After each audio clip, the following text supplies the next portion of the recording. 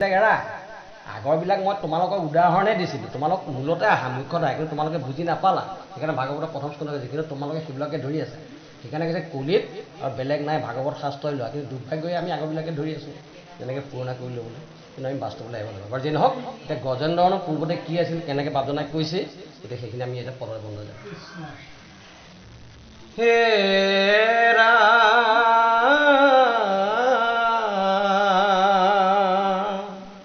শুকমণি বুদতি শুনিও পৰীক্ষিত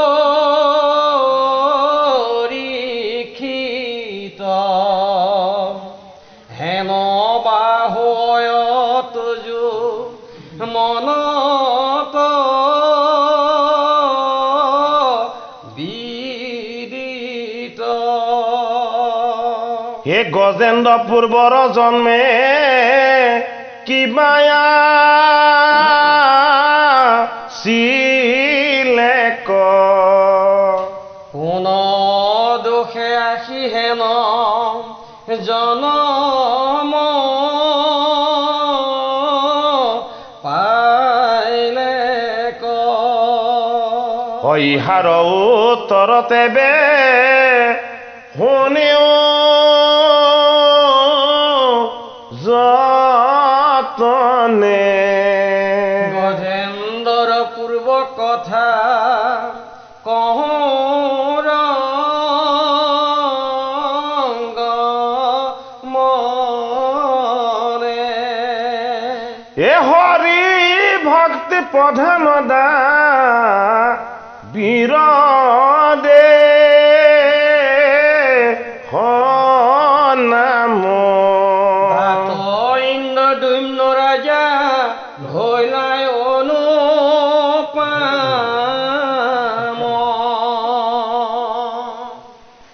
হে ৰাম সমস্ত দেৱত খ্যাত বিষ্ণুত ভকত নিশ্চয় কৰিছে ৰাজা হৰিক মনত। দা বিৰদেশত আছা যত ধূচয় সবাৰো মাজত ৰাজা উত্তম হয়। হে ৰাম বিষ্ণুক পূজন্ত সাৱধান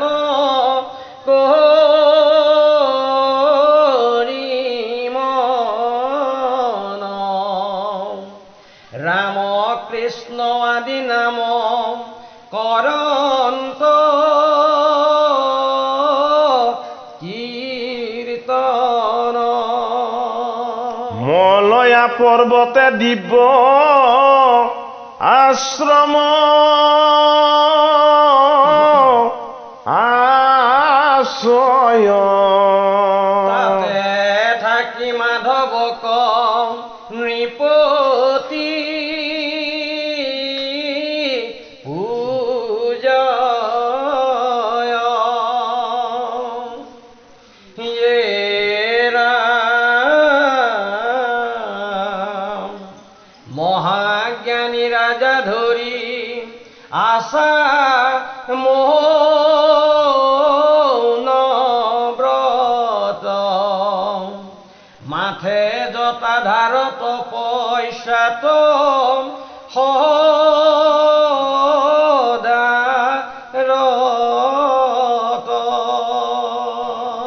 ও এহি মতে ঈশ্বৰক পূজিয়া আশ্ৰয় ৰাজা যেন কথা প্ৰৱৰ্তিলা তয়। পৰীক্ষিত নৃপতিক গুৰু ভগৱান শুকদেৱে জনাইছে যে হে পৰীক্ষিত নৃপতি, হে ৰাজন, তুমি যে মোক সুধিলা যে গজেন্দ্ৰইনো কিয় ইমান দুখ কষ্ট পাব লগা হ'ল, প্ৰথমতে হাজাৰ বছৰ কিয়নো গাহৰ লগত যুদ্ধ কৰি কৰি তেওঁ ক্লান্ত হৈ যাব লগা হ'ল। পৰীক্ষিতে ভাবিছে এই জীৱটো নিশ্চয় পুণ্যৱান জীৱ আছিলে, যদি পুণ্যৱান জীৱ নহ'লহেঁতেন পাৰিষদিতোনো লাভ নকৰিলেহেঁতেন। এই জীৱটোৰ লগত তাতে সঞ্চিত পুণ্য কিবা অকণমান আছে, গতিকে মোৰ গুৰু কি, মোৰ গুৰুজন হ'ল ঈশ্বৰ। কোন? গুৰু আৰু ঈশ্বৰৰ মাজত পাৰ্থক্য নাই। সেইটো কাৰণে মোৰ গুৰুজনে মোৰ মনৰ সংশয় দূৰ কৰি দিব পাৰিব।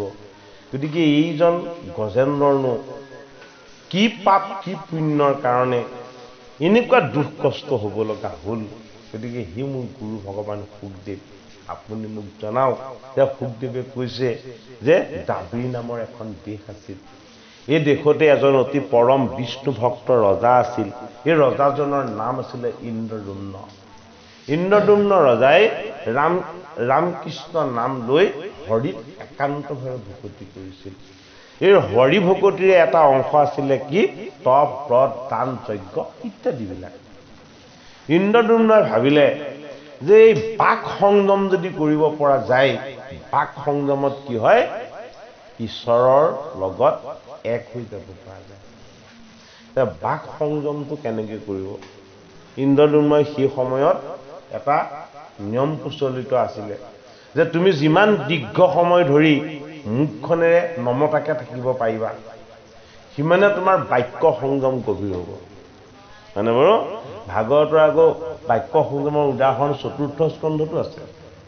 চতুৰ্থ স্কন্ধত দক্ষ ৰজাই জোঁৱাই শিৱক গোটেই দিনটো অকল গালি শপনিকে পাই থাকিলে। অনাচাৰী, অত্যাচাৰী, হয়নে? দেখিবলৈ কুৎসিত, চকুকেইটা ভয় লগা, জটাডাল পিংগল বৰ্ণৰ, আনে সোণৰ হাৰ পিন্ধে, তেওঁ সাত খোপা পিন্ধে, হয়নে বাৰু? কেৱল অৱগুণবিলাককে শিৱৰ গালে বহুত ককৰ্থনা কৰিলে। এতিয়া শিৱই কি কৰিলে, তুমি মোক গালি পাৰিছা মানে মোক গালি পৰা নাই, তুমি নিজকে পাৰিছা। হয়নে বাৰু? শিৱই কি কৰিলে, শিৱই মৌন হৈ হৃদয়ত কেৱল ৰাম নাম জপ কৰি থাকিলে। মৌন ব্ৰতেৰে কেনেকে মৌন ব্ৰত পালন কৰা হয় চতুৰ্থ স্কন্ধত আমাক দেখাইছে। মৌন কেতিয়া হ'ব লাগে?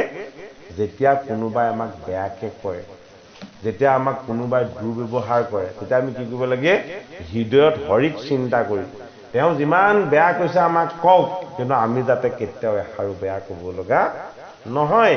ভাগৱতৰ প্ৰথম স্কন্ধত বাক্য সংযম কিমান এটা ডাঙৰ সংযম ব্যৱস্থা, সেইটো প্ৰথমতে দেখাইছে। ক'ত দেখাইছে?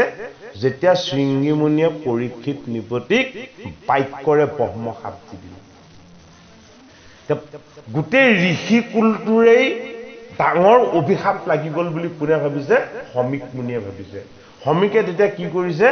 আত্মসমালোচনা কৰিছে। হে ৰাম মোৰ পুত্ৰ, তুমি বহুত ডাঙৰ পাপ কৰিলা এই ঋষি কুলটোৰ কাৰণে। বোলে কি হ'ল? তুমি জ্ঞানী ৰজা পৰীক্ষিতক তুমি ইমান ডাঙৰ অভিশাপ এটা কিয় দি দিলা? মৃত্যুতুল্য অভিশাপ।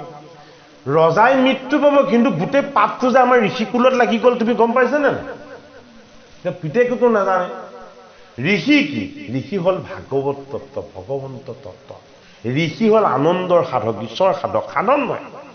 সাধনময় ঋষিয়ে সাধনাৰ বলত তেওঁ অনুভৱ কৰিব পাৰিছে যে এনে এজন বৈষ্ণৱ জ্ঞানী ৰজা, তেওঁ বেয়া কৰিলেও তেওঁক আচলতে বেয়াকে কোৱাটো কেতিয়াও উচিত নাছিলে।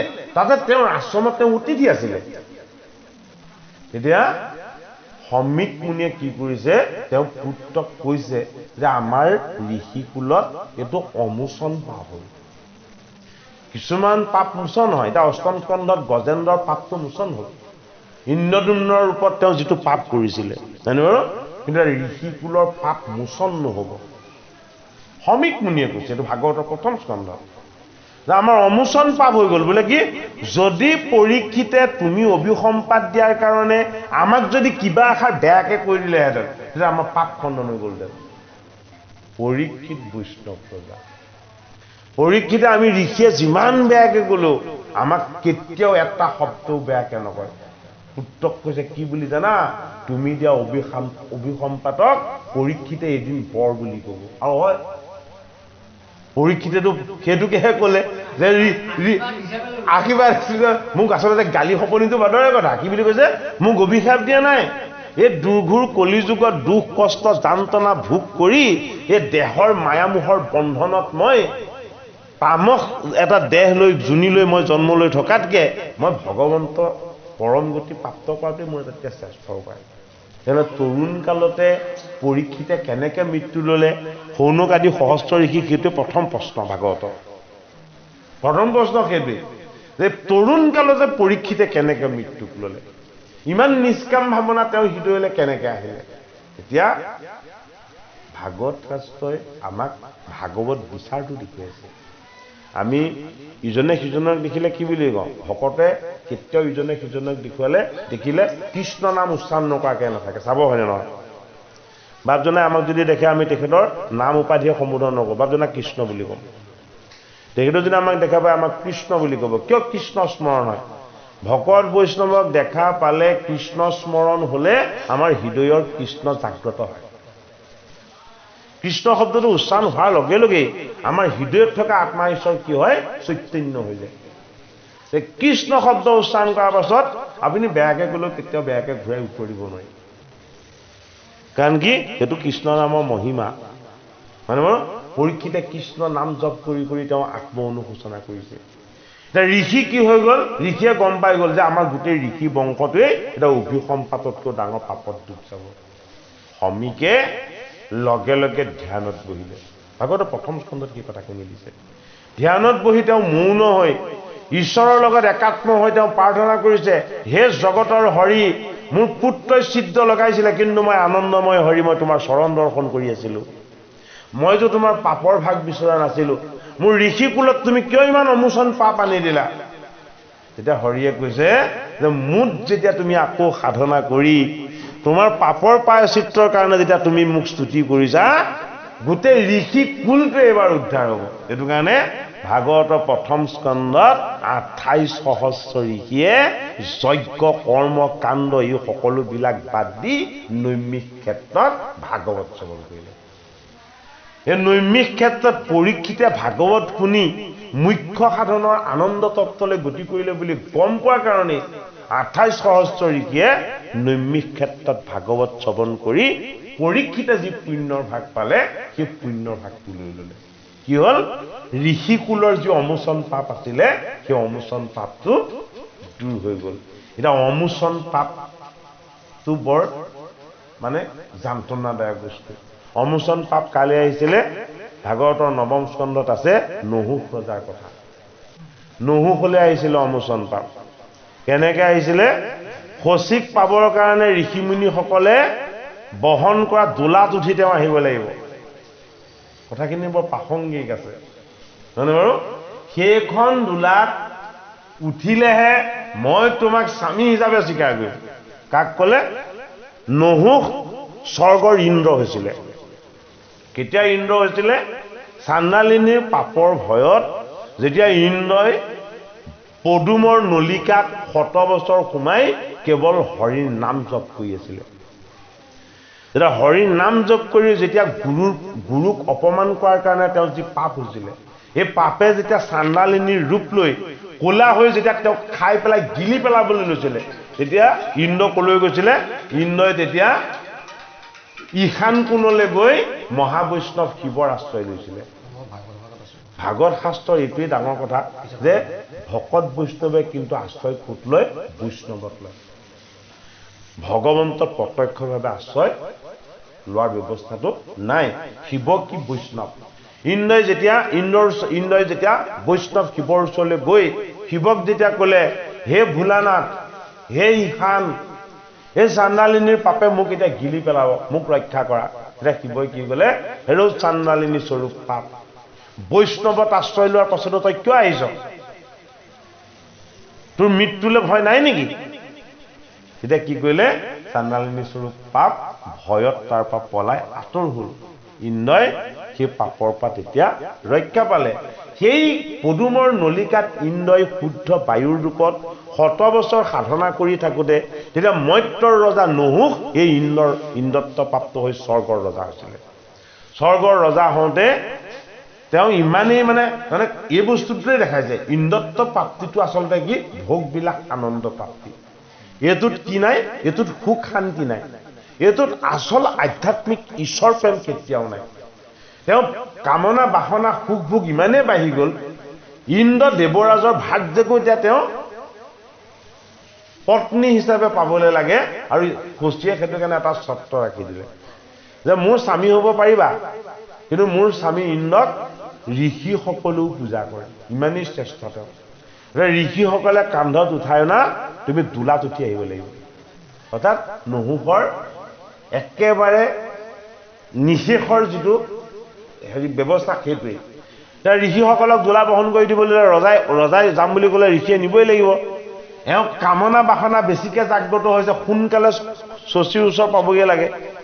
ঋষিসকলে ভগৱত চিন্তন কৰিহে খোজ দিব। নহুকে যিমান স্পীডত যাবলৈ ক'লেও নাযায় নহয়, কাৰণ গমন গম্ভীৰ বচন গম্ভীৰ গম্ভীৰ নাভি কমল। ভকত বৈষ্ণৱৰ খোজ কাতল গহীন গম্ভীৰ, চঞ্চল নহয়, সেইমতেহে যাব। লাহে লাহে যোৱাৰ কাৰণে ঋষিসকলক বেত্ৰাঘাত কৰিলে, কোবালে। ঋষিসকলক ঠেকেচ মাৰি নহুকক নমাই দুহাত দাঙি কৈ দিলে, অজগৰ হৈ জন্ম লবি তই, তোৰ বংশত কেৱল লোভ মোহ কাম এইবিলাকৰ কবলতেই পৰি তোৰ বংশটো নষ্ট হ'ব।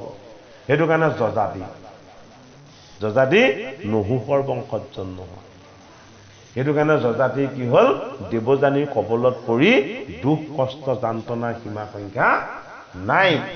এই নহুকৰ বংশৰ যিটো অভিসম্পাদ আছিলে এইটো তেওঁৰ পুত্ৰ যজাতিলৈকে গুচি গ'ল। যজাতিৰ পাছত যেনিবা তেওঁলোকৰ পুত্ৰৰ যতি এজন সাধনময় ঋষি হ'ল, আৰু যজাতিৰ পুত্ৰ সমিষ্ঠাৰ পুত্ৰটিৰ দ্বাৰা সেই বংশটো শেষত উদ্ধাৰ হ'ল। তাৰমানে অভিসম্পাদটো এনেকুৱা এটা বস্তু, এজনে যদি পায় এই অভিসম্পাদটো বংশানুক্ৰমিকভাৱে বাঢ়ি বাঢ়ি গৈ থাকে। কিন্তু পুণ্যটো এনেকুৱা বস্তু, পুণ্যটো যদি কেনেবাকৈ এজনে লৈছে তেতিয়াহ'লে এইটো কিমানজনলৈ প্ৰবাহিত হয়, ওপৰত 14 পুৰুষ তলত 7 পুৰুষ, 21 পুৰুষ উদ্ধাৰ কৰিব পাৰে হৰিৰ পুণ্যৰ ভাগে। সপ্তম স্কন্ধত প্ৰহ্লাদে যেতিয়া বৰ ভিক্ষা কৰিছিলে যে মোৰ পিতৃয়ে কুটু বাক্য প্ৰয়োগ কৰি আপোনাক ইমান গালি পাৰিলে, মোৰ পিতৃৰ যাতে মুখ্য হয় আপুনি মোক সেইটো বৰ দিয়ক। নৰসিংহ প্ৰভুক কওঁতে তেতিয়া নৰসিংহ প্ৰভুৱে কৈছে, হেৰৌ প্ৰহ্লাদ তই এইটোকহে বুজি নাপালি, মোৰ এইটোহে দুখ লাগিছে। বোলে কি, তোৰ দৰে বৈষ্ণৱ পুত্ৰ যিদিনাখনি জন্ম হ'ল সেইদিনাই তহঁতৰ বংশৰ 21 পুৰুষ উদ্ধাৰ হ'ল। মই উদ্ধাৰ কৰিবলৈ এতিয়া বাকী নাই, এইটো বৰ আগতেই সিদ্ধন হ'ল, হয়নে? তোৰ ভকতিৰ বলত, বিষ্ণুৰ ভক্তিৰ বলত তোৰ ওপৰৰ 14 পুৰুষ, আৰু তই মৃত্যুৰ পাছতো 7 পুৰুষ তোৰ এই ভক্তিৰ বলত উদ্ধাৰ হৈ থাকিব। সেইটো কাৰণে প্ৰহ্লাদৰ পুত্ৰ হ'ল বিৰোচন, বিৰোচনৰ পুত্ৰ হ'ল বলি, হয়নে নহয়? বলিও বৈষ্ণৱ হোৱা নাই জানো? বামন প্ৰভুৱে তেওঁক দৰ্শন দিবলৈ অহা নাই জানো? মানে এই পুণ্যৰ প্ৰবাহটো তেওঁলোকৰ তাৰমানে 7টা জেনেৰেশ্যনলৈকে প্ৰবাহটো প্ৰবাহিত হৈ থাকিলে। বিৰোচনৰ পুত্ৰৰ নাম হ'ল বলি। বলি মানে প্ৰহ্লাদৰ নাতি আছিলে। কিন্তু দেখাত আকৌ বলিহে মোক আগতে কিন্তু ডাঙৰ ডাঙৰ বুলি ভাবিছিলোঁ, মানে মনে ভাবি লৈছোঁ যে বলিহে ডাঙৰ নেকি। কিন্তু পাছতে গম পাইছোঁ বলি আচলতে প্ৰহ্লাদৰ নাতিহে। প্ৰহ্লাদৰ পুত্ৰ হ'ল বিৰোচন, বিৰোচনৰ পুত্ৰ হ'ল বলি।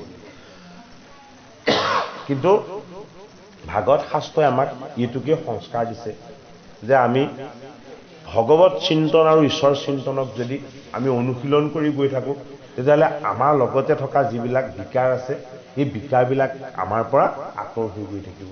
এই ইন্দ্ৰদুম্ন ৰজাইনো কি চিদ্ধ লগালে, সেই চিদ্ধটো যাতে আমাৰ গৃহস্থীৰ ঘৰত কেতিয়াও নেলাগে, সেই উপায়টো ভাগৱত শাস্ত্ৰ এতিয়া দি দিছে।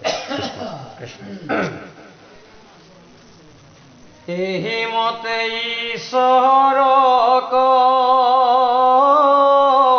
পূজিয়া আশয়, শুনাৰ যেন কথা প্ৰৱৰ্তি এতিয়া কাহিনীটো ক'ব কি হ'ল ৰজাই একদিনা অগষ্ট আহিলা সেহি থানে যাহাৰ শস্য হব জগতে বখানে এৰা মাগে পাছে অসংখ্যাত সিচে বেৰিয়াছে যদি চায় বহিৰিষি দেখিলন্ত পাছে এৰা মনে বহিয়া ৰাজা ৰয়ছ থানত নচালিলা গাঁৱন কৰিলা নিপাত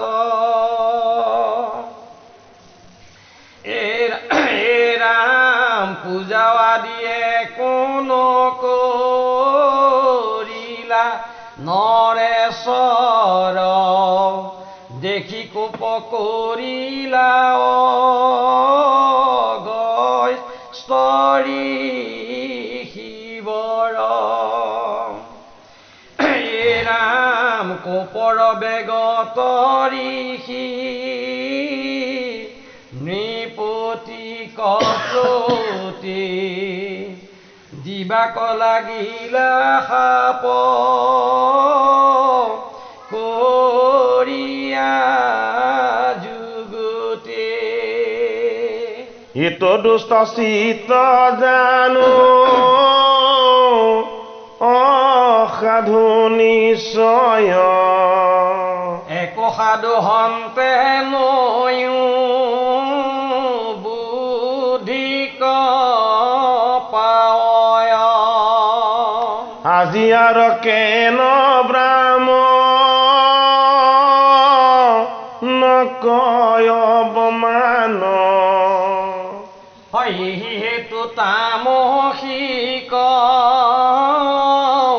জন্মে হস্থান হস্তিহে নবসি আছে গৰ্ব কৰিয়াতি এতেকে হুয়ো কহতই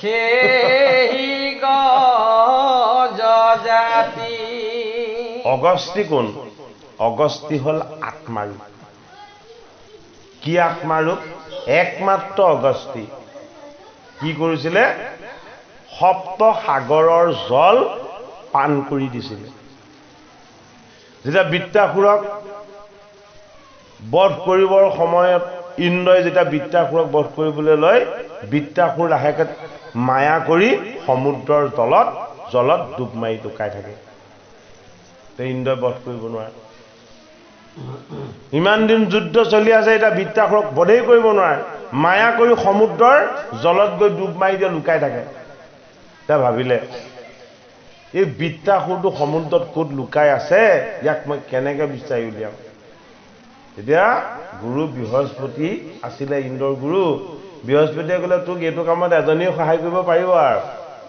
বোলে কোননো সেইজন বোলে মহামুনি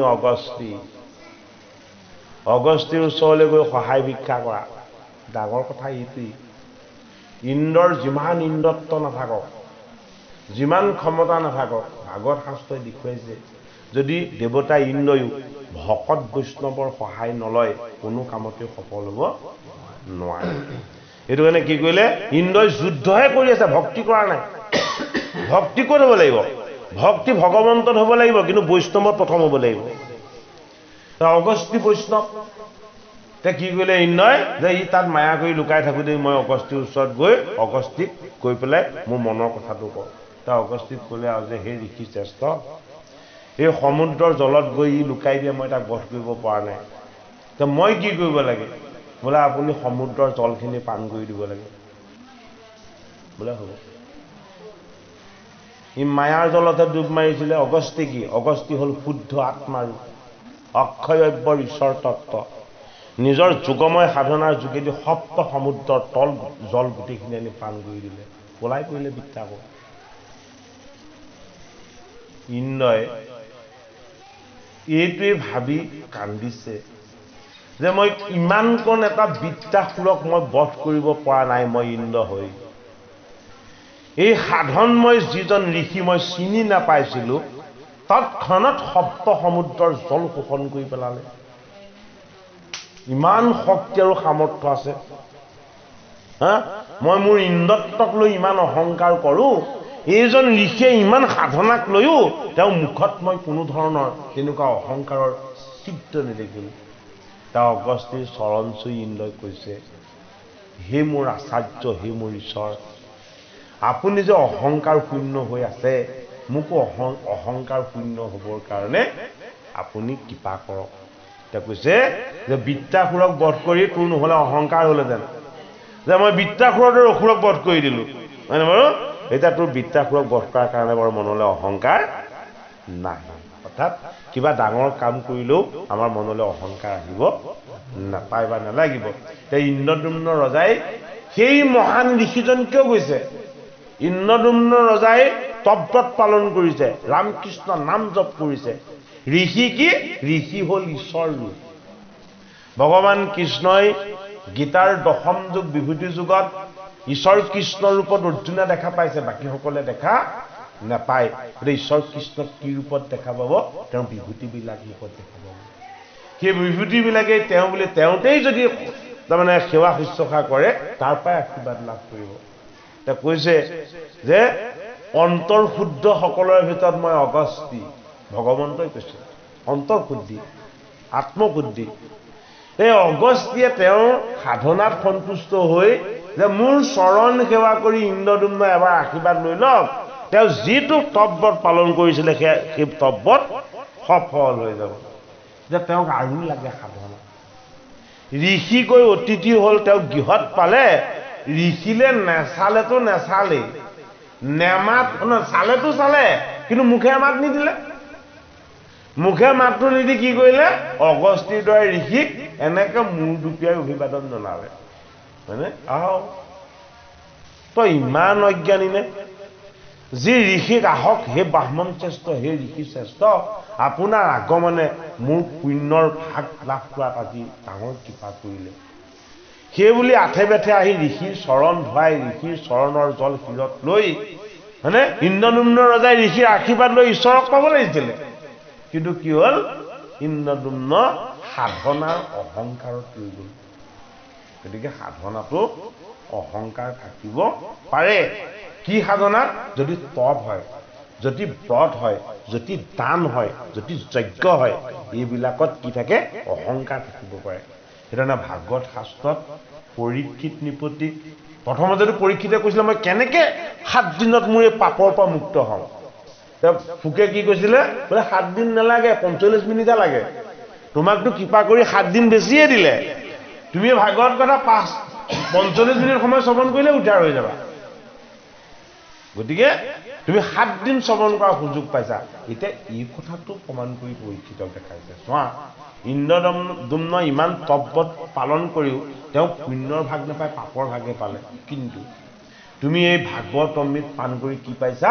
কেৱল অকল পুণ্যৰ ভাগে পাইছা। ইয়াৰ পৰা তোমাৰ ওচৰলৈ কোনো পাপৰ চিত্ৰ আহিব পৰা নাই। তে ইন্দ্ৰদ্যুম্ন ৰজাৰ যিটো দুখ, সেই দুখটো যাতে আমাৰ নহয়। ইন্দ্ৰ মানে কি? ইন্দ্ৰ মানে আমাৰ লগত 10 ইন্দ্ৰিয় আছে। দ্যুম্ন মানে কি? আমাৰ মনটো সেই ইন্দ্ৰিয়বিলাকতে ডুব গৈ আছে। ইন্দ্ৰিয় বাসনাবিলাকত ডুব গৈ থাকি ইন্দ্ৰিয় ভোগবিলাক আনন্দমত্ত যদি আমি সাধনা কৰিবলৈ হয়, তাৰে এটা সাধনা হ'ল কি? মই দেখিলেও নামাতো, দেখিলে মোৰহে দুপিয়াও, হয় নে নহয়? বাক ইন্দ্ৰিয়টো বন্ধ কৰি ৰাখিবলৈ আমাক ঈশ্বৰে দিয়া নাই। বিপদৰ সময়ত সৎ উপদেশ দিয়া, হয়নে? ইজনে সিজনক দেখাবলৈ মুখৰ এষাৰ মাত দিয়া, এইটো আচলতে কি? এইটো ভক্তিৰ এটা ব্যৱস্থাহে। ভক্তি ব্যৱস্থাটোত বাক্য বন্ধ কৰি ৰখাটো আচলতে আচল ঈশ্বৰ সাধনা নহয়। ইন্দ্ৰদ্যুম্ন ৰজাৰ ডাঙৰ দুখ লাগিলে গৃহলৈ অহা অতিথিক অপমান কৰাটো। অতিথি ঈশ্বৰ আহিলে যদি মুখেৰে এষাৰ মাত নিদিয়ে সেইটো প্ৰথম অপৰাধ। দ্বিতীয়তে নকৰিলে নেদেখাজনক ভাবি থাকিলে হয়নে বাৰু? দেখাজনে সাক্ষাৎ ঈশ্বৰ আছিলে, দেখাজন ঈশ্বৰক অৱজ্ঞা কৰি নেদেখা মায়া ঈশ্বৰজনক তেওঁ বেছি প্ৰাধান্য দি থাকিলে। এতিয়া ভাগৱত শাস্ত্ৰই আমাক সেইটো শিক্ষাকে দিছে যে আমাৰ গৃহলৈ অহা গুৰু ভকত অতিথি আমি ঈশ্বৰ জ্ঞান কৰি অন্ততঃ কাকত খুৱাই বুৱাই হয়তো দি সন্তুষ্ট কৰিব আমি নোৱাৰিলোঁ, কিন্তু মুখৰটো বাণীষাৰ মাতষাৰ দি পেলাই আমিতো আতিথ্য কৰিব পাৰিম, নহয় জানো? এতিয়া আমাৰ যাতে পৰীক্ষিতৰ তেনেকুৱা সিদ্ধ হোৱা নাই, কিন্তু ভাগৱত শাস্ত্ৰ শ্ৰৱণ কীৰ্তন কৰা ভকতৰ যদি কেনেবাকৈ তেনেকুৱা সিদ্ধ লাগে, তেতিয়া ভাগৱত শ্ৰৱণ কৰাৰ পাছত আকৌ তামসজনিত জন্ম ল'ব লাগিব, মানে বাৰু?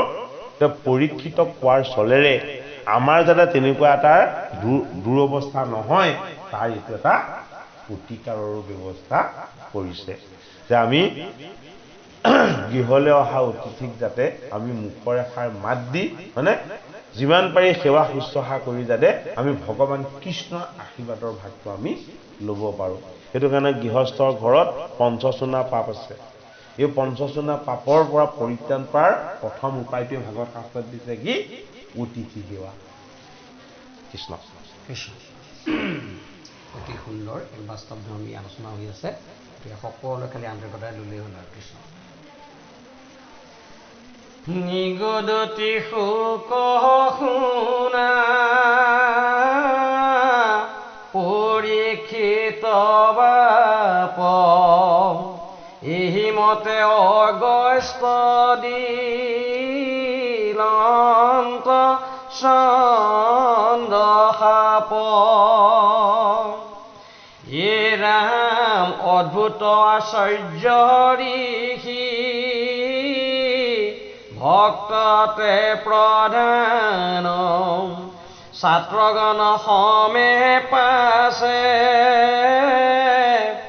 গৈলানি যথান এৰাম ইন্দ্ৰদ্যুম্ন মহাৰাজ ঋষি ধৰ্মে স্থিত সাপ পায় অদৃষ্টক চিন্তিলা হৃদিত।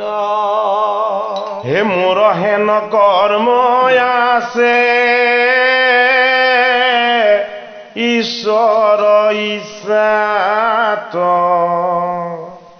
মহাৰিষি অগস্ত্যৰ দোষ নাহিয়াত। এজন বৈষ্ণৱ ৰজাৰ যিটো আত্মবিশ্লেষণ, এই আত্মবিশ্লেষণটো কি? সিদ্ধ মুক্ত। অগস্তিৰ অভিসম্পাত ইন্দ্ৰদ্যুম্নই পাই ঋষিক দুখ দিয়া নাই। কাক দুখ দিছে? নিজক দুখ দিছে, মানে বাৰু? বেয়া কিবা এটা হ'লে, বেয়া কিবা এটা আহিলে তাৰ কাৰণে আমি আনক আঙুলি পাই দোষাৰোপ কৰাটো আচলতে আমাৰ আত্মবিশ্লেষণ নহয়। এই বেয়াটো মোৰ ক্ষেত্ৰত কিয় হ'ল, তাৰ কাৰণে মই প্ৰথম কাক যোগীয়া কৰিব লাগিব? নিজক যোগীয়া কৰিব লাগিব। যে মোৰ যাতে কিবা এটা ভুল হৈছে, মই যাতে কিবা এটা চিত্ৰ লগাইছোঁ, মানে বাৰু এই চিত্ৰটো আচলতে কি কৰিব লাগিব? মই দূৰ কৰিব লাগিব। সেইকাৰণে অগস্তিক অভিসম্পাত দিয়াৰ লগে লগে ইন্দ্ৰদ্যুম্নই নিজক যোগীয়া কৰিছে যে ঋষিৰ ভুল হোৱা নাই, ভগৱন্তই মোৰ মনতে মায়াৰ প্ৰৱেশ কৰাই এই ভগৱান স্বৰূপ ঋষিজনক মই মুখৰ মাত সাৰ নিদি মই যি অপমান কৰিলোঁ, এই অপমানটো আচলতে মই তামসজনিত জন্ম হ'ব লাগিব বুলি দিয়া আচলতে অভিসম্পাত হ'ব নালাগিছিলে, তই লগে লগে মৃত্যুৱে হৈ যা বুলি আচলতে অভিসম্পাত দিব লাগিছিলে। মোৰ আচলতে অভিসম্পাতটো কমহে হৈছে। কোনে ভাবিছে? এইটো ইন্দ্ৰদ্যুম্ন ৰজাই ভাবিছে যে মোৰ যিটো ইমান ডাঙৰ এটা পাপ হৈছে, ইমান শ্ৰেষ্ঠ ঋষিজন আহিছে, লগত তেওঁৰ লগত ভকত লৈ আহিছে, ছাত্ৰসকলক লৈ আহিছে, হয়নে বাৰু? সেইসকল ঈশ্বৰক যদি মই ঈশ্বৰ জ্ঞান কৰি মই যদি মুখৰ মাত সাৰ দি হে ঋষি শ্ৰেষ্ঠ আপোনাৰ আগমনে মোক আজি বহুত আনন্দিত কৰিলে, হয়নে মই আপোনাক কি শুশ্ৰূষা কৰিব পাৰোঁ আপুনি মোক জনাওক এই বাক্যষাৰ যদি মই দিবলৈ পালোহেঁতেন তেতিয়াহ'লে মোৰ আজি এইটো অৱস্থা নহ'লহেঁতেন কিন্তু অদৃষ্টৰ ইয়াৰ লিখন চাগে ভগৱন্তই চাগে মোৰ কপালত এইটোকে লিখি থৈছিলে যিটো অবাঞ্ছিতভাৱে মোৰ ওচৰলৈ আহি গ'ল গতিকে মই এতিয়া কি কৰিব লাগিব এইটো মোৰ ওচৰলৈ মোৰ কৰ্মৰ ফলত যেতিয়া আহিছে এই কৰ্মবন্ধনটোক মই ছিন্ন কৰিবৰ কাৰণে যত্ন কৰিব লাগিব কৃষ্ণ ইন্দ্ৰদুম্ন মহাৰাজৰ সাপ পায় অদৃশ্যত চিন্তিলা হেৰিত মোৰ হেন কৰ্ম আছে ঈশ্বৰৰ ইচ্ছাত মহাঋষি অগস্ত্য দোষ নাহিত তেওঁ ইমানখিনি সাপ দিয়াৰ পিছতো তেওঁ কি কৈছে আমি হলে কি কৰিম সেইটোৱে ভগৱত চিন্তনটো সেইটোৱে হয়তো গতিকে সেইকাৰণে আমাৰ সেইবিলাক আমাক দিছে সেইকাৰণে আমিও শিকাইছে কোনোবাই কিবা এটা ক'লে ফটকৈ আমি তেখেতক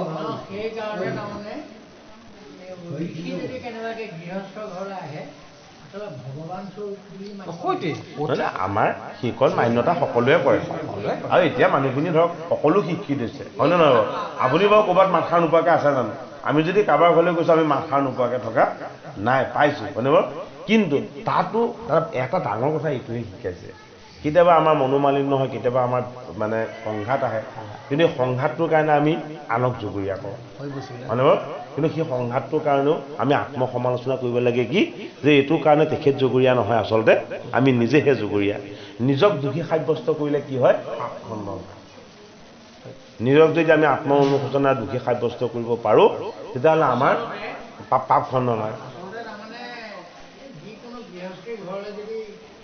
যিকোনো মানুহ আহক কথা নাই কিবা খবৰ ল'বলৈ আহিছে কিবা কথাৰ কাৰণে আহিছে আচলতে সেই মানুহজন অহাৰ আগে আগে দুৱাৰমুখত দুয়ো পক্ষই আচলতে সেৱা ধৰিব লাগে ধৰে এইফালে ধৰে আমাৰ এইফালে সেইটো শুনক সেইটো পৰিৱেশ পাবও লাগিব দেই সেই পৰিৱেশটো একেদিনাই নহয় হয় নহয় সেইটো অকণমান সময় লাগিব যেতিয়া আমি ভকত বৈষ্ণৱৰ সংগত ধৰক আমি ঘূৰিম ফুৰিম বা সেইখিনি আমি দেখিম হয়নে নহয় দেই সেইখিনিও দায়চিদ্ধ বুলি ল'ব নালাগে কোনোবাই কৰা নাই যদিও যে আচলতে এইটো ইয়াত চলা নাই আমি আৰু নিজে মই কি কৰিছোঁ সেইটোৱে আৰু নহয় সেইটোকে কৈছোঁ পৰিৱেশটো এটা পাইছে আৰু এটা কথা শুনক একেদিনাখনেই ক'তো চব ভাল হৈ নাযায় মোৰতো একেদিনাই সকলো ভাল হৈ নাযায় লাহে লাহে হৈ যাব কিন্তু কাৰণ পৰিৱেশ বাতাবৰণবিলাক কোনোবাই আৰম্ভ কৰিব লাগিব হয় নহয়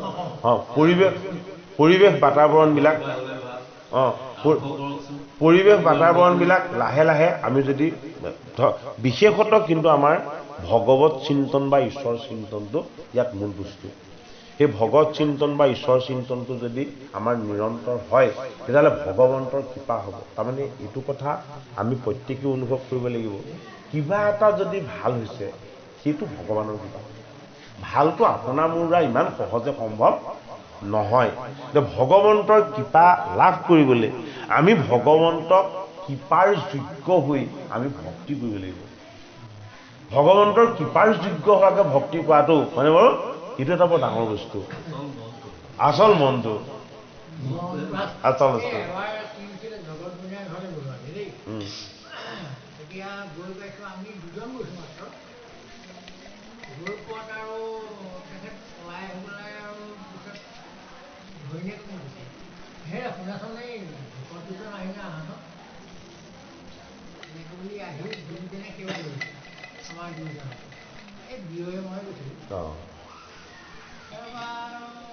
সেইদিনা মই মনটো ষ্ট্ৰাইক এটা কৰিছে দেই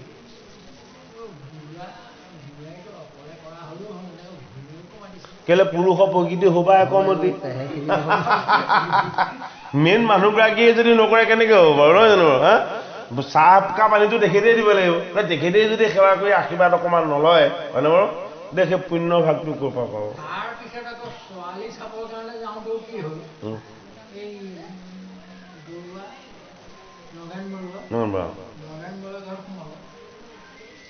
সমাতে কৰিছে কি তেখেতক ঘৈণীয়েকক মাতি ধূপ ধূনা আনি পানী অকণো আনি মিচি পিচি পেলাই 4-5জনমান গৈছিলোঁ সেৱা ধৰিছে সেৱা ধৰাৰ পিছত বহিবলৈ কৈহে কথা বতৰা শুনিছোঁ। সেইখিনি আমাৰ সেয়া গতিকে এই পৰিৱেশটো তাৰমানে আমাৰ এতিয়া নাই। নাই এইটো হ'ব, লাহে লাহে হ'ব, ইমান পটককৈ দুই এদিনৰ নহয়। এতিয়া ভাগৱত চৰ্চা কৰিছে বা ভকতৰ লগত সংযোগ হৈছে, গম পাইছেনে? এতিয়া মোক যেতিয়া ভাগৱতলৈ নিমন্ত্ৰণ দিয়ে, বহুত ৰাজহুৱা নিমন্ত্ৰণ কি হয় ফোনতে কৰে। আৰু যিটো তাৰমানে ভুল তাৰমানে, অঁ যিটো ভুল ইন্দ্ৰধনুৰ ৰজাৰ হ'ল সেইটোৱে কয়। তাৰমানে ভাগৱতৰ নিমন্ত্ৰণ যেতিয়া দিয়ে, ৰাজহুৱা অনুষ্ঠানবিলাকত কি হয়, এখন ৰাইজৰ নিমন্ত্ৰণ হয় নহয়, ৰাইজ এখনে আমাক সেৱা ভাগ ধৰিবলৈ নিমন্ত্ৰণ কৰাটোৱে ডাঙৰ কথা। তাতকৈ আৰু বেলেগ আৰু প্ৰয়োজন নাই। আমি কওঁ বোলো, তেওঁলোকে কৈছে নহয় আমি আপুনি কেতিয়া ঘৰত থাকিব কওক, আপোনাৰ গৃহত যাম। বোলো ভকত আহিব নালাগে বুলি কোৱাটো অপৰাধ মানে, আপোনালোকৰ যদি ইচ্ছা হৈছে আহিব পাৰে, কিন্তু এনেই আমাৰ ঘৰখন শুদ্ধ কৰিবলৈকেহে আহিব, নিমন্ত্ৰণ দিবলৈ কিন্তু আহিব নালাগে। কাৰণ আপোনালোক এখন ৰাইজে খবৰটো দিয়া মানে আচলতে নিমন্ত্ৰণ হৈ যোৱা, তাৰমানে সেইটো আমাৰ নিজৰ অনুভৱবিলাকৰ লগত জড়িত। আমি কেনেকৈ ল'বলৈ অভ্যাস কৰিছোঁ, হয়তো সকলোৱে সেই পৰিৱেশ হয়তো পোৱা নাই বা তেনেকৈ ল'বলৈ অভ্যাসো কৰা নাই। যে মোৰ ঘৰত আহি যদি নামাতে মই কিয় যাম, সেইটোতো শুদ্ধ কথা হয়নে নহয় বাৰু? গতিকে এই বস্তুবিলাক আমাৰ ভক্তিৰ গভীৰতাৰ লগত সম্পৰ্কিত। যিজনৰ ভক্তি গভীৰ হ'ব সেইজন সদায় সন্তুষ্ট হৈ থাকিব, সেইজন কেতিয়াও অসন্তুষ্ট নহয়, বিতুষ্ট নহয়। আৰু কি হয়, আমাৰ কপটটো কি, আমাৰ কপটটো নিজৰে অনিষ্টকাৰী বস্তু। আমি কাকো দেখি কেতিয়াও মনত কপট ভাৱ ৰাখিব নালাগে। কপটটোৱে কি কৰে, কপটটোৱে আমাৰ পুণ্য ক্ষয় কৰে, আমাক নিজক ক্ষতি কৰে। সেইটো কাৰণে আমি এই কথাটো সদায় অনুভৱ কৰিব লাগে যে ইন্দ্ৰদ্যুম্ন ৰজাৰ যিটো আত্মচেতনা, তেওঁৰ যিটো সংস্কাৰ, যে মোক আহি অভিসম্পাদ, ৰজাক অভিসম্পাদ দিছে, এইটোহে ডাঙৰ কথা। আকৌ সাধাৰণ মানুহক অভিসম্পাদ দিলে ডাঙৰ কথা নহয়। ৰজাৰ হাতত কি আছে, ৰজাৰ হাতত মৃত্যুদণ্ড আছে, ৰজাই ঋষিক মৃত্যু শাস্তিও দিব পাৰে, হয়নে নহয়? কেতিয়াও তেওঁ কোনেও বাধা দিব নোৱাৰে। কিন্তু সেইটো সময়ৰ ৰজাসকলো ইমান গুণী মানি জ্ঞানী, মানে ভকতজনক বৈষ্ণৱজনক কি জ্ঞান কৰে, ঈশ্বৰ জ্ঞান কৰে। ৰজায়ো যদি ভকত বৈষ্ণৱ ঋষি ব্ৰাহ্মণক যদি ঈশ্বৰ জ্ঞান কৰে, আমিতো ক্ষুদ্ৰ, আমিতো তেনেই সাধাৰণ প্ৰজা, হয়নে নহয়? গতিকে আমি সেই শিক্ষাখিনি আমাৰ ব্যক্তিগত জীৱনত আমি ল'ব লাগিব। মই এইটো উদাহৰণ দাঙি ধৰিছে নহয়, আমাৰ নৰেন্দ্ৰ মোদী ভাৰতৰ প্ৰধানমন্ত্ৰী নহয় জানো, তেখেতে আজি কেইবছৰমানৰ আগত মনত কৰি চাবচোন, কথাটো মনত পৰে নেকি, 7জন গাড়োৱালাক ভৰি ধুৱাই গামোচা পিন্ধাই সেৱা কৰিছে। নহয় সেইটো এইবিলাক নহয়, সেইটো এইবিলাক দেখুৱাব নহয়, দেখাত ৰাজনীতি আছে, কিন্তু কিন্তু সেইটো প্ৰকৃততে কৰিব পৰা মানুহৰ সংখ্যা কিন্তু নগণ্য। সেইটোৱে ধাৰাবাহিকতাটো ৰক্ষা কৰিব লাগিব। অঁ আপুনি মই কৰাটো কিন্তু ধাৰাবাহিকতা আছে, এইটো চেদ হোৱা নাই। বাৰু আমি সেইবিলাকলৈ নাযাওঁ বাৰু, কৃষ্ণ কৃষ্ণ। কোনে কি কৰিছে কৰক, নৰেন্দ্ৰ মোদীয়ে কিহৰ কাৰণে কৈছে আমাৰ লুকাউট নহয়, আমি কি কৰিছোঁ সেইটোৱে, আমি কেনেকৈ কৰিব পাৰিম। আৰু সেইকাৰণে আমাৰ শাস্ত্ৰই গুৰুজনাই সকলো দি থৈ গৈছে। আপুনি আমাৰ ক'লে সেই বস্তুটো কেতিয়া হ'ব, আমি শাস্ত্ৰ পঢ়িম ভকত সেইকাৰণে গুৰুজনে আমাক মহান আদৰ্শ দি থৈ গৈছে। ভকতৰ সংগ লোৱাটো, ভকত এই আজি যে কথাখিনি সৎসংগ, এই কথাখিনি আমি নিশিকিলোহেঁতেন। সৎসংগৰ যিমানে আমি মানে সান্নিধ্য পাম, সিমানে আমি ক'ব নোৱাৰাকৈ আমাৰ সকলোবিলাক ঠিক ঠাক হৈ যাব। তেখেতে কোৱাৰ কথাটো আপাৰ আছামৰ ফালে বা মাজুলীৰ ফালে যিটো পৰিৱেশ সৃষ্টি কৰে আলহী গ'লে, আমি ইয়াত নোৱাৰাৰ কাৰণটো আছেতো আছে।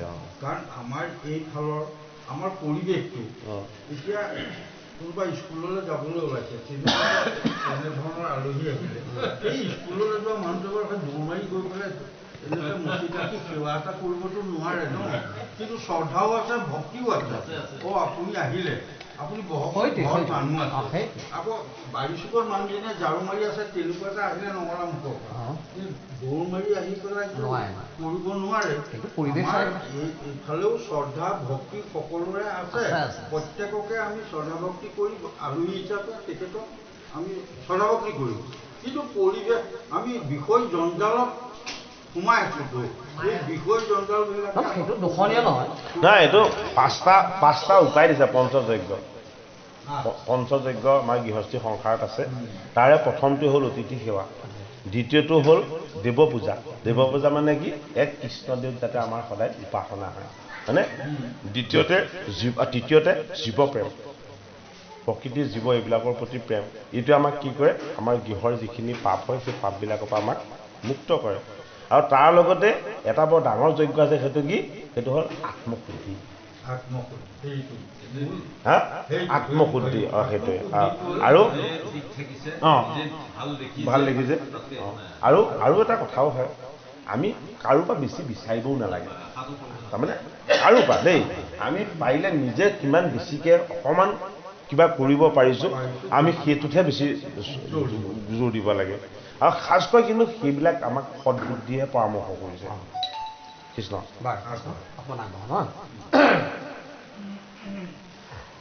বিষ্ণুক পূজন্ত সাৱধান কৰি মন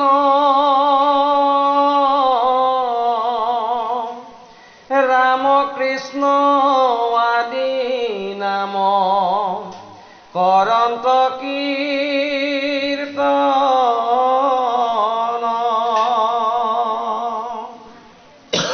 মলয় পৰ্বতে দিব আশ্ৰম আশ্ৰয় তাত থাকি মাধৱক নৃপতি পূজা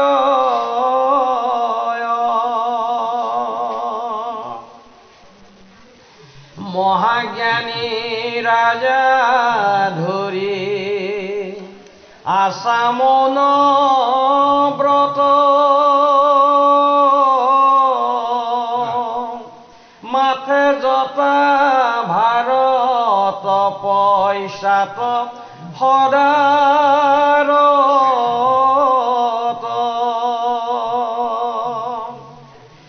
এহি মতে ঈশ্বৰক পুজিয়াৱা ছয়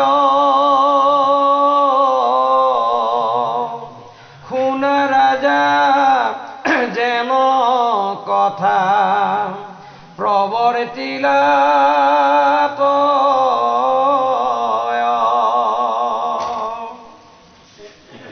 একদিনা অগস্ত আহিলা সেই থানে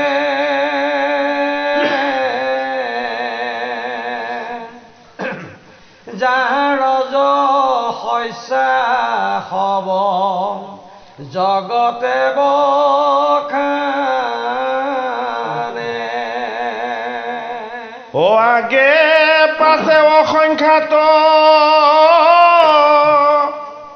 হিছে বেৰি আছে যদি চাই বহি ঋষি দেখিলন্ত পাছে হে মনে বহি আছে ৰাজা ৰহস্য থানত নচালিলা গাঁও নকৰিলা প্ৰণিপাত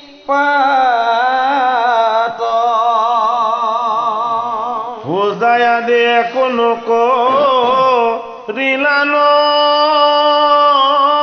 ৰে চৰ দেখি কোপ কৰিলা গছৰি শিৱ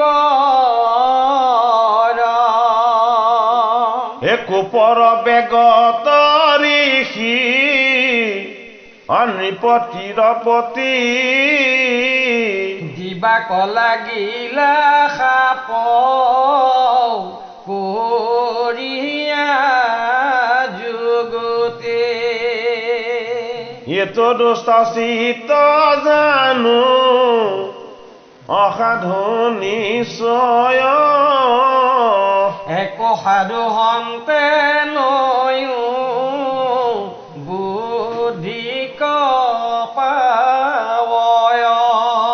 ও আজি আৰু কেনে বাম নকয় মান যিহেতু তামসিক জন্মে হোক স্থান ও হস্তি হেন বসি আছে গর্ব কৰিয়াতি এতে কেহৈ সেই গজ জাতি ও নিগদতি শোক শুনা পৰীক্ষী বাপ ইহিমতে অগস্ত দিলন্ত চন্দ অদ্ভুত আশ্চৰ্য ঋষি ভক্ততে প্ৰধান ছাত্ৰগণে সমে পাছে গৈলা নিজ থান ইন্দ্ৰদুম্ন মহাৰাজ ঋষি ধৰ্মে স্থিত সাপ পায়া অদৃষ্ট চিন্তিলা হৃদিত মোৰ হেন কৰ্ম আছে হে ঈশ্বৰ ইচ্ছা মহাঋষি অগস্ত দোষ নাহিয়াত এহি মতে অৰ্থচয় মনে আলোচিয়া ও পাইলা হস্তি জন্ম পূৰ্ব দেহা কহ এৰিয়া মহাতামসিক জন্ম লোভিলা যাৱত পূৰ্ব জ্ঞান মানে নষ্ট ভৈলে কটাৱত ঈশ্বৰ কৃষ্ণত জীৱা স্মৰণ আছিল গজ জন্ম পাইলা মাত্ৰে সিও নষ্ট ভৈল যদি বোলা কিয় পুনু উপজিল মতি বিহাৰ উত্তৰ শুনি উক সমহিতি এহেৰা অদ্ভুত প্ৰভাত দেখা হৰি পূজনৰ ঋষি সাপে গজ যদি ভৈল নৰেশ্বৰ তাহাঁতে স্মৰণ আহি ভৈলাই ঈশ্বৰৰ পূজাৰ প্ৰভাৱ আক জানা নৰেশ্বৰ